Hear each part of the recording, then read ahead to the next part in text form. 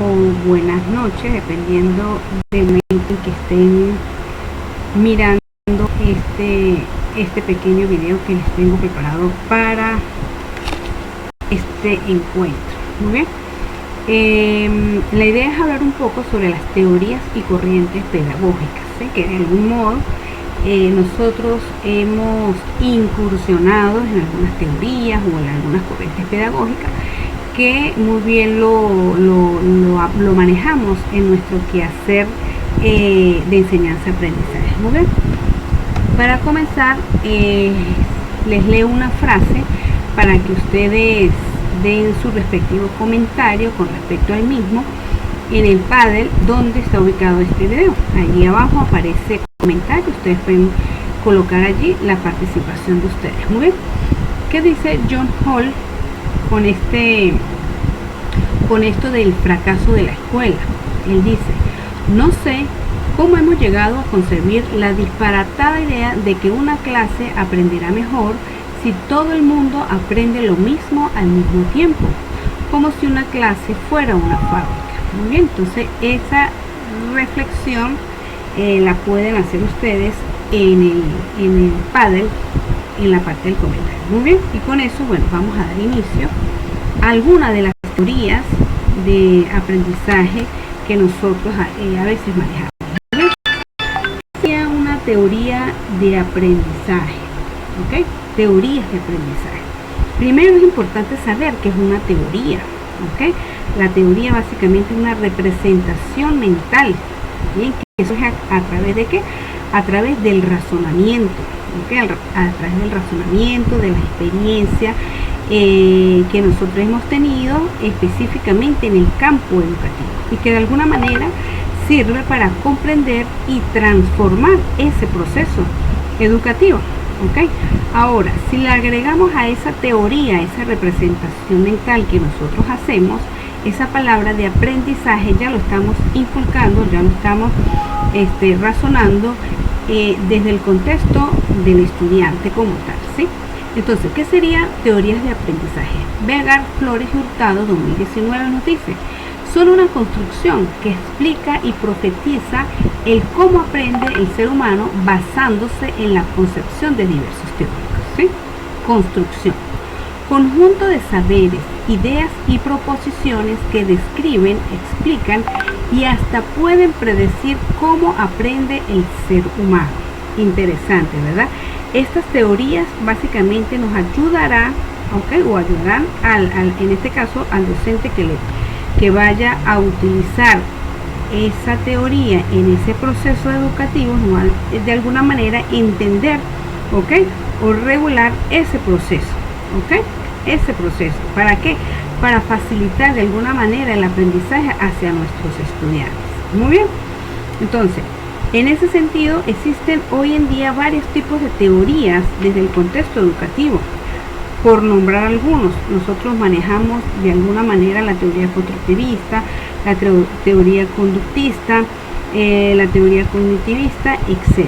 Bien, y esa es la idea de manejar un poco cada una de esas teorías. ¿Qué dice la nubecita? Las teorías del aprendizaje nos ayudan a explicar cómo las personas alcanzamos el conocimiento por medio de la apropiación de destrezas y habilidades, ¿verdad? ¿Cuáles son esas destrezas? ¿Cuáles son esas habilidades que nosotros podemos aprovechar para ese proceso de enseñanza-aprendizaje? Muy bien. Dentro de una de estas teorías tenemos la teoría instruccional, ¿ok? La misma palabra lo dice, instruccional, me da instrucciones para llevar a cabo ese proceso de formación. ¿Quién es el representante? El representante es Brunner, ¿ok? Donde él asocia esa teoría instruccional con la enseñanza. Muy bien. ¿Qué nos dice él? ¿Cuál es la definición? Conjunto de saberes, ideas y proposiciones que describen y explican los procesos de enseñanza, entre paréntesis, guían el proceso de manera científica. Muy bien. Yo asocio esta parte de la teoría instruccional cuando nosotros desarrollamos un diseño instruccional. Yo no sé si allá en Colombia utilizan esa palabra, diseño instruccional, ¿ok? El diseño instruccional, ¿qué permite? cuando yo hago un diseño instruccional? Básicamente me permite manejar ciertos elementos, ¿ok?, que me van a ayudar a ejecutar o a procesar o a sistematizar el contenido que yo quiero abordar. Muy bien, y eso forma parte de algunos de los elementos o de algunas de las características que tiene esta teoría instruccional. Bien, ¿cuáles son esos elementos? El propósito del contenido o del tema o de la unidad que se vaya a impartir, ¿verdad? El contenido, los recursos que yo vaya a utilizar para poder abordar esos contenidos, si desea una guía o un video, entre recursos, las actividades de evaluación que vaya a desarrollar el docente y por supuesto, bueno, lo que tiene que ver con la evaluación. Entonces todos esos son elementos instruccionales que de algún modo me van a ayudar a ejecutar o a procesar o sistematizar ese proceso de enseñanza. Bien, ¿cuáles son las características? Vincula los factores y elementos constitutivos de un proceso didáctico. Estos elementos que yo les acabo de nombrar, ¿verdad? Los objetivos, los contenidos, las actividades que vaya a utilizar, las actividades que vaya a desarrollar para evaluar, los recursos, etcétera, ¿sí? Promueve el aprendizaje mediante el descubrimiento guiado, ¿ok? ¿Por qué le llama descubrimiento guiado? Porque el estudiante descubre ese conocimiento a través de la guía de su docente, ¿ok? Por eso se le llama así, el aprendizaje. El estudiante en este caso lo va a descubrir con la compañía o la guía de su profesor en este caso, ¿sí? Se ocupa de la organización y sistematización de un proceso didáctico, ¿ok? Totalmente, cuando nosotros estamos desarrollando o queremos planificar un contenido, ¿verdad?, que le vamos a explicar a nuestros estudiantes, nosotros organizamos y a la vez sistematizamos todo ese contenido para poderlo divulgar. Bien, esta parte de la organización y sistematización, abarca dos grandes componentes que tampoco lo podemos desechar. El primero es un carácter normativo, ¿verdad? ¿Cuáles son las normas a nivel general que se deben acatar? Bien, criterios y establecimiento de las condiciones necesarias para la práctica de enseñanza. Pero también tenemos un carácter prescriptivo que ya me habla de reglas. Las reglas también son normas, pero de repente son reglas más puntuales, ¿ok?, que deben acatar. ¿Para qué? Para obtener de una manera eficaz los conocimientos y la destreza. Bien, tenemos otro punto, otro tipo de teoría que también de algún modo nosotros lo hemos venido de un tiempo hacia acá, lo hemos venido incorporando en ese acto educativo, que es el aprendizaje significativo de Ausubel, ¿ok? ¿Qué nos dice? Él, con respecto a esta teoría, se fundamenta en el término de estructura cognitiva, que se define como el conjunto de saberes que un individuo posee en un determinado campo de conocimiento. Muy bien. Por lo general, el aprendizaje significativo permite, ¿verdad?, vincular de algún modo eso que yo sé o eso que el estudiante ya tiene, ese conocimiento previo que el estudiante tiene con respecto a alguna temática, y lo va a vincular con ese conocimiento nuevo, ¿ok?, o con ese nuevo aprendizaje para así tener ese aprendizaje significativo. ¿Qué es lo que nosotros queremos con nuestros estudiantes? Exactamente esto, que nuestros estudiantes aprendan de manera significativa, no que aprendan para el momento, para aprobar una asignatura y que a lo largo del tiempo se les olvida eso que vieron en un determinado momento. El aprendizaje significativo busca ir más allá, de que ese conocimiento le quede para toda la vida, si es posible. Muy bien. Características: cuando estos saberes ya existentes se relacionan con la nueva información, se genera el aprendizaje, ¿verdad?, que es esa vinculación que yo les estoy hablando. Los principios de aprendizaje ofrecen el marco para el diseño de herramientas metacognitivas que permiten conocer la organización de la estructura cognitiva del educando. Definitivamente el estudiante, de algún modo, tiene que manejar esa parte cognitiva, esa parte de percepción, esa parte de sentidos, como tal, que es el que va de algún modo tener ese conocimiento previo para vincularlo con ese nuevo aprendizaje. La labor educativa no parte de cero, puesto que los alumnos tienen una serie de experiencias y conocimientos que afectan su aprendizaje y puede ser aprovechado para su beneficio. Exactamente lo que les acabo de mencionar conocimiento previo que ya tiene el estudiante. Muy bien. Luego tenemos lo que es la teoría humanista. Esta teoría humanista también nosotros de algún modo nos sentimos identificadas con esta teoría de Maslow, Abraham Maslow. ¿Y qué nos dice Maslow con respecto a esto? Se entiende como aquel que deja huella en la persona y se integra al acervo intelectual, cultural, afectivo, espiritual y existencial del individuo. Propone un proceso de aprendizaje vivencial y significativo. Su objetivo es remarcar la relación de los conocimientos nuevos con los conocimientos y experiencias ya existentes, conseguir que el individuo se autoanalice y se acepte tal y como es. De algún modo, esta teoría humanista tiene algo también del aprendizaje significativo, ¿ok? ¿Por qué? Porque es el que de repente el profesor en este caso debe ser humanista con respecto al trato que le vaya a dar a su estudiante, de conocer su entorno, ¿verdad? De hacer de repente un diagnóstico para conocer esas necesidades del estudiante y a partir de allí poder establecer actividades que el estudiante la pueda manejar y desarrollar con total tranquilidad, ¿ok? Básicamente este tipo de teoría está muy fundamentada en la corriente fenomenológica. ¿Por qué? Porque lo fenomenológico que hace, estudia el fenómeno, ¿verdad? Para conocer realmente cómo él se está manejando. Entonces, básicamente esta teoría humanista busca eso, ¿ok? De pensar más en el estudiante, ¿ok? En ver qué es lo que le pasa, cuáles son sus necesidades, entre otros aspectos. Muy bien. Esta es una imagen que también me gustaría que ustedes las analizaran y en el Paddle pudieran escribir allí un comentario con respecto a esta primera imagen que aparece allí.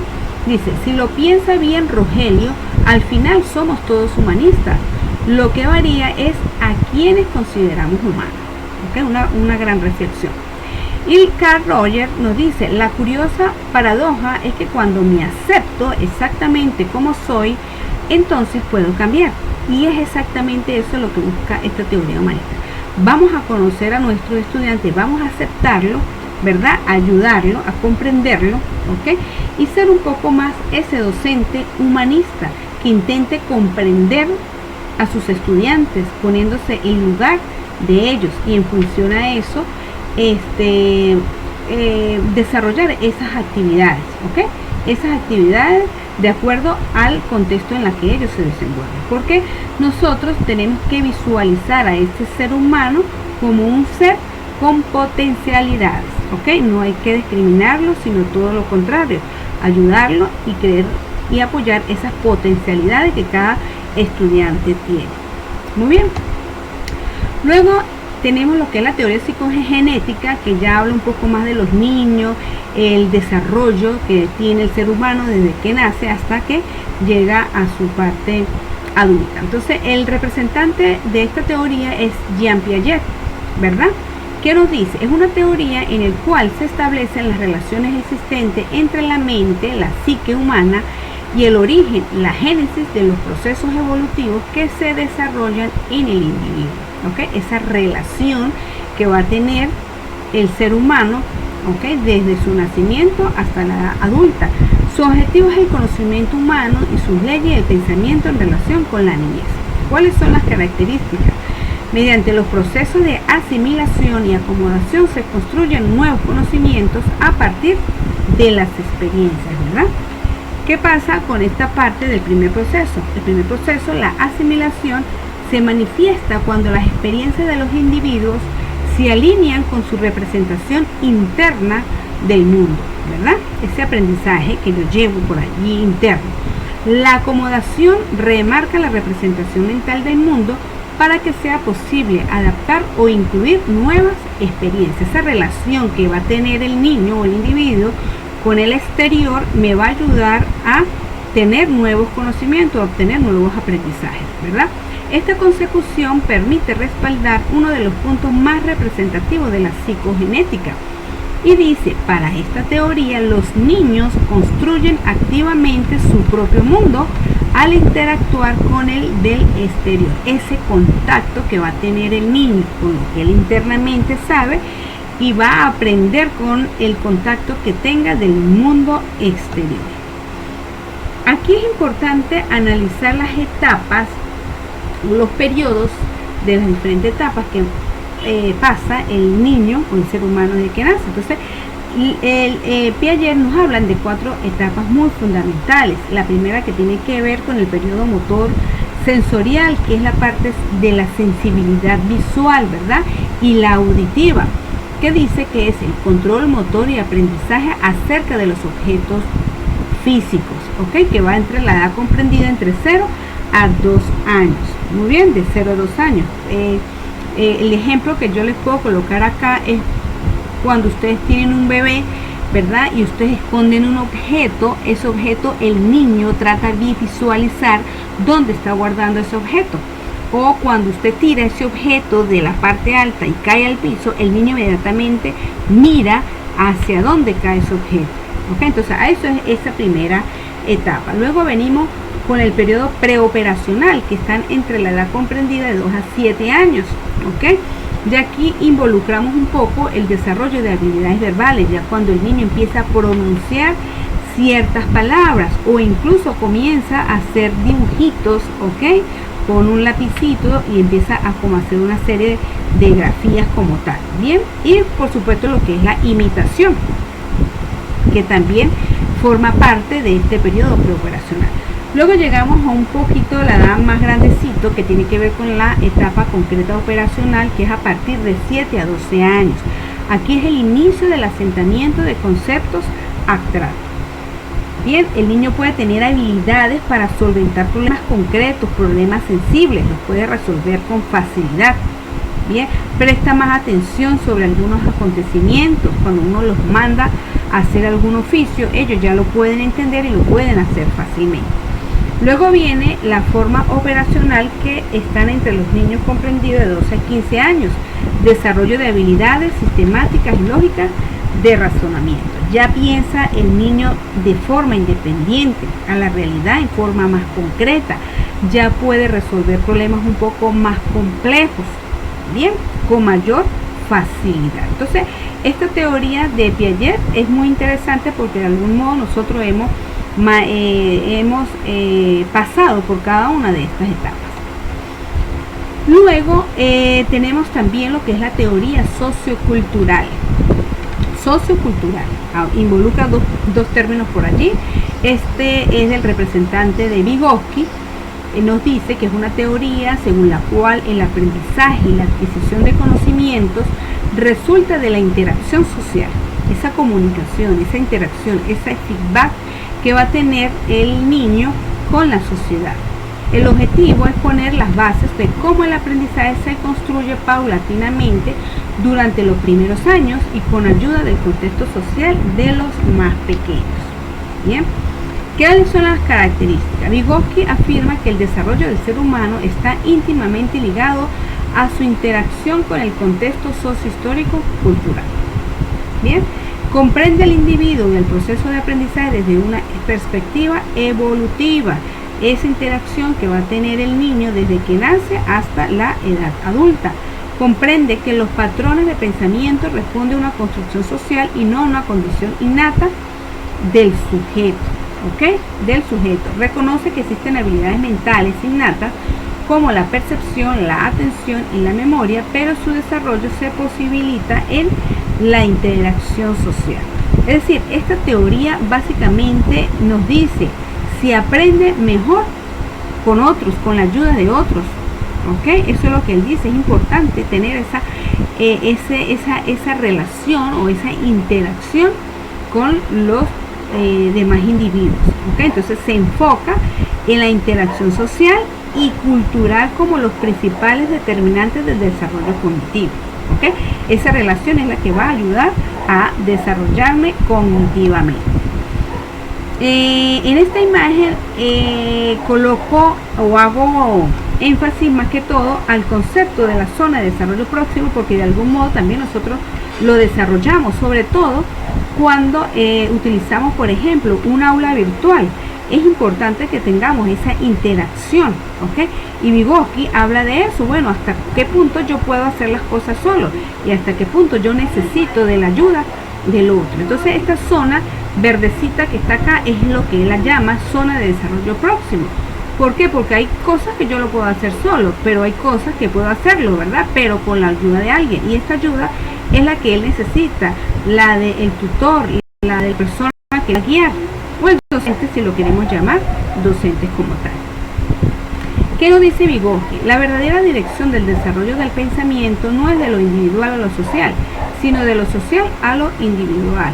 ¿Ok? Vuelve, él dice fácilmente que es importante esa relación, esa comunicación con la sociedad, ¿ok? Que es el que me va a permitir obtener ese desarrollo cognitivo para obtener un mejor aprendizaje. Y con esas teorías llegamos a otro punto importante que tiene que ver con las corrientes pedagógicas, ¿ok? Si yo digo corrientes pedagógicas, ¿qué sería la palabra corrientes? ¿Ok? Yo siempre veo la palabra corriente y la vinculo rapidito con un río, ¿verdad? El río tiene una corriente que está en constante movimiento, ¿verdad? Y que de algún modo sigue un mismo ritmo como tal, pero me permite guiar de alguna manera un camino, ¿ok? Eso yo lo asocio mucho. Pero si le incorporamos la parte de la pedagogía que se ocupa de la educación y de la enseñanza y de cómo vamos a enseñar, entonces ya involucramos dos elementos muy importantes. Entonces, ¿qué nos dice Sánchez con respecto a las corrientes pedagógicas? Él nos dice, son teorías de pensamientos o de investigación que describen, explican, conducen o permiten la comprensión de los aspectos pedagógicos en un contexto, ¿ok? Estas corrientes describen, explican, conducen y permiten la comprensión de lo pedagógico ante las exigencias del contexto y pasan a ser referentes que modifican los contextos sociales y pedagógicos de la escuela y la línea del discurso o de la práctica en la que se definen diversas pedagogías. Entonces básicamente es eso, las corrientes pedagógicas de algún modo van a describir, nos van a permitir guiar ese proceso educativo.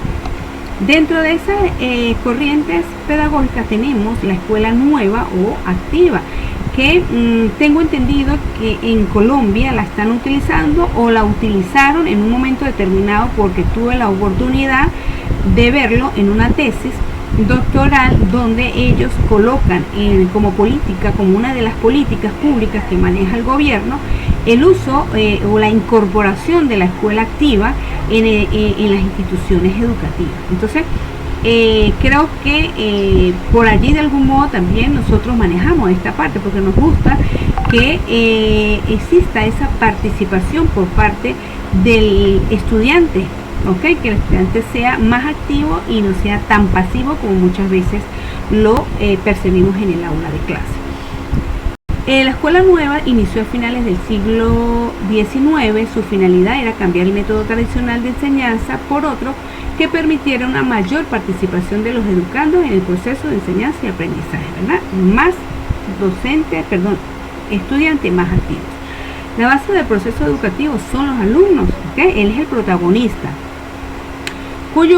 cuya participación activa es fomentada de manera individual o colectiva y los conocimientos se refuerzan mediante la acción y la investigación. Bien, aquí el estudiante es más investigativo, tiene que investigar más para poder ser más activo en esa participación en el acto educativo.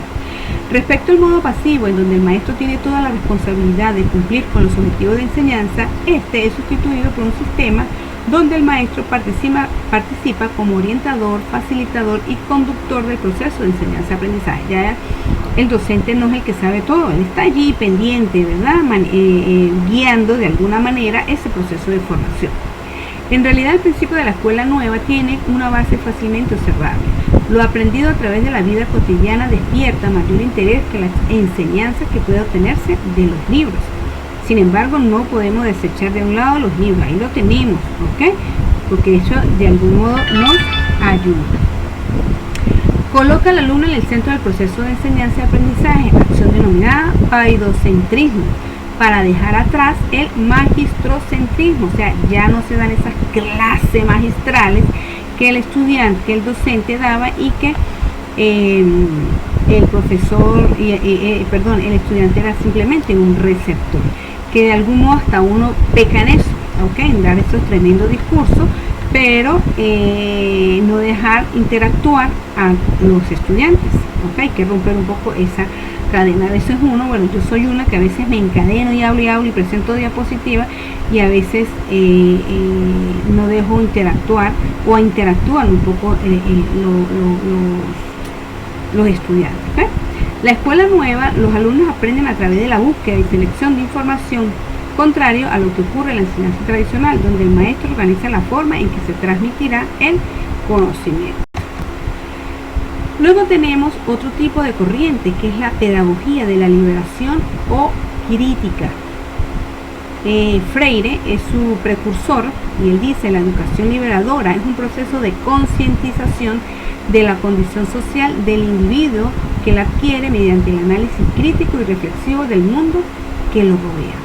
La principal obra de Freire es el libro titulado Pedagogía del Oprimido, que es exactamente esa imagen que ustedes ven allí, referido a la liberación de la pedagogía bancaria de la que somos presos desde nuestros inicios en la educación, lo que nos limita la posibilidad de creación de nuestros propios conocimientos, fomentando la reproducción sin análisis ni comprensión de los temas que se nos está enseñando.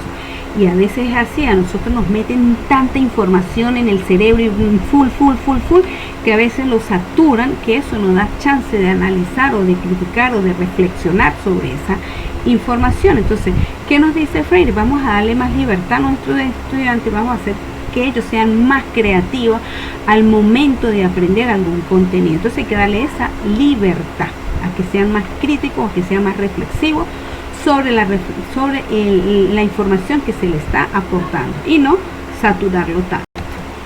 Luego tenemos lo que es la pedagogía cognitiva, que también la manejamos de algún modo, porque eso es lo que buscamos con nuestros estudiantes, ¿sí?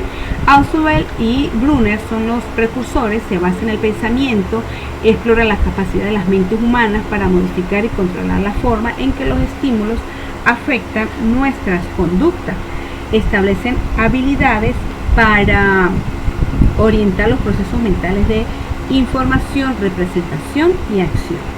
El aprendizaje se vincula no tanto con lo que hacen los estudiantes, sino lo que saben y cómo lo adquieren, Muestra una visión del ser humano y reconoce la importancia de cómo las personas organizan, acoplan, filtran, reintegran y evalúan la información en esquemas mentales que son empleados para acceder e interpretar la realidad. Entonces, en esto juega bastante el estímulo auditivo y visual, De algún modo juega un poco esta parte, cómo yo percibo, cómo yo siento, qué es lo que estoy observando.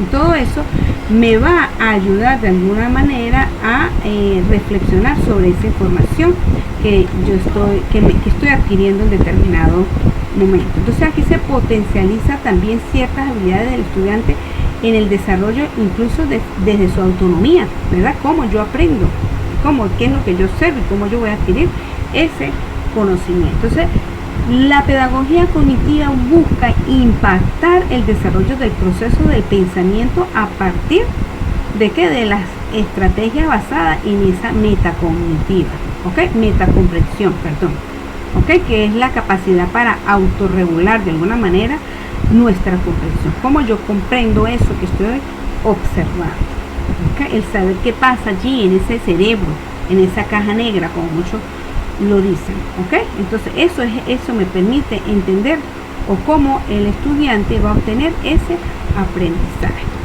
Y tenemos, la pedagogía conductista, que también no la podemos a veces echar a un lado, porque de alguna manera nosotros somos conductistas al momento de dar nuestra clase, porque es que yo siento, no sé qué opinan ustedes, pueden hacer esa opinión allí en el panel, que a veces el estudiante requiere ese conductismo como para que minimizar un poco el desorden, ¿ok? Entonces a veces uno tiende a hacer esa parte de conductista. Los principales representantes, Watson, Pastos, Skinner, estudian los procesos psicológicos de los aprendizajes a través de las conductas. Tiene como característica la observación, el estímulo, la respuesta, la asociación, estímulo-respuesta, ¿verdad? Esos exámenes, si saco 20, si saco 5, ¿ok? Entonces existe mucho ese proceso de repetición como tal. Incrementa y fortalece la conducta, todo comportamiento es aprendido, esa repetición, ¿verdad? El modelo conductual explica que las personas aprenden haciendo, experimentando y enseñando, repitiendo constantemente. Se fundamenta en el estudio de experiencias internas o sentimientos a través de métodos mecanizados, dando lugar al desarrollo del proceso repetitivo. Esa primera imagen que vimos por allí es un proceso mecánico. Todos van a pasar por la misma línea para poder aprender.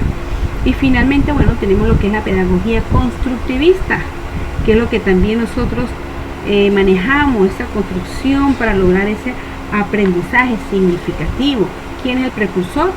Piaget. Se basa en la creación y modificación mediante aprendizajes previos y las capacidades cognitivas. También habla de aprendizajes previos. El conocimiento no se descubre, se construye, ¿ok? Tiene como fundamento 4 acciones básicas que el educador debe considerar. Partir de la estructura conceptual de cada alumno, qué es lo que yo sé de ese alumno. Prever las repercusiones en la estructura mental y el cambio conceptual que se espera al efectuarse la construcción activa del nuevo conocimiento. Confrontar las ideas y preconceptos con el concepto que se está enseñando y aplicar el nuevo concepto a situaciones concretas. Entonces, en la pedagogía constructivista también participan lo que son las interacciones, ¿ok? Esa teoría que hablamos por allí de la cultura social, teoría de cultura social, que me permite tener esa interacción. Eso es una teoría, estamos hablando de una corriente pedagógica. Entonces vemos cómo de algún modo esas corrientes pedagógicas, ¿verdad?, vincula dentro de ellas algunas de las teorías, ¿ok? Algunas de esas teorías que son amigas, pongámosle ese término. Entonces la pedagogía constructivista también maneja esas teorías cognitivas, manejan de alguna manera ese aprendizaje significativo, ese manejo de las interacciones, ¿verdad?, para profundizar o para desarrollar mejor ese aprendizaje. Muy bien.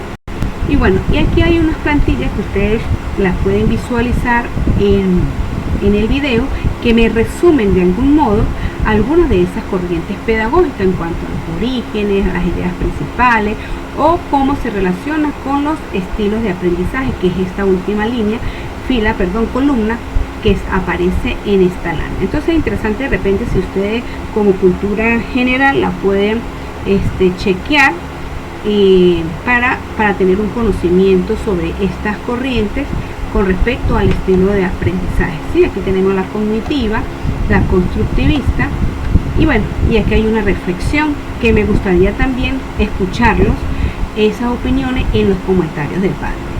El objetivo principal de la educación es crear personas capaces de hacer cosas nuevas y no simplemente repetir lo que otras generaciones hicieron. Jean Piaget.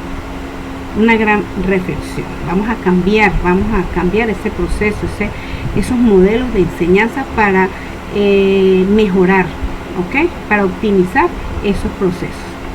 Aquí tenemos una imagen también sobre teorías y corrientes pedagógicas. Tenemos a un profesor con diferentes animalitos y él dice: para una selección justa, todos deberán tomar el mismo examen.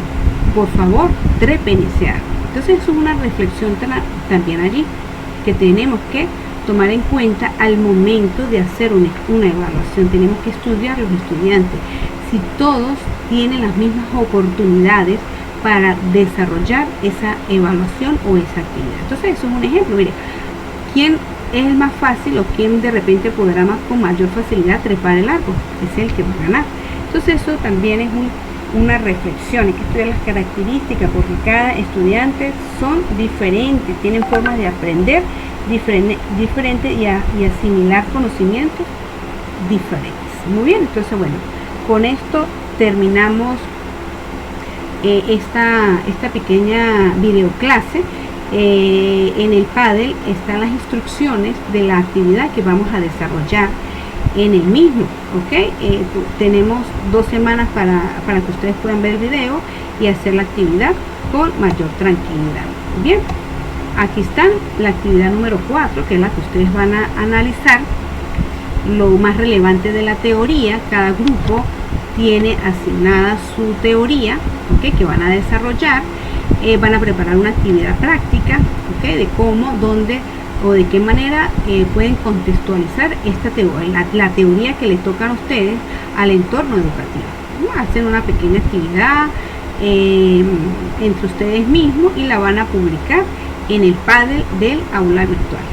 Muy bien, y bueno, con esto finalizamos esta explicación correspondiente al encuentro número 4. Feliz día para todos.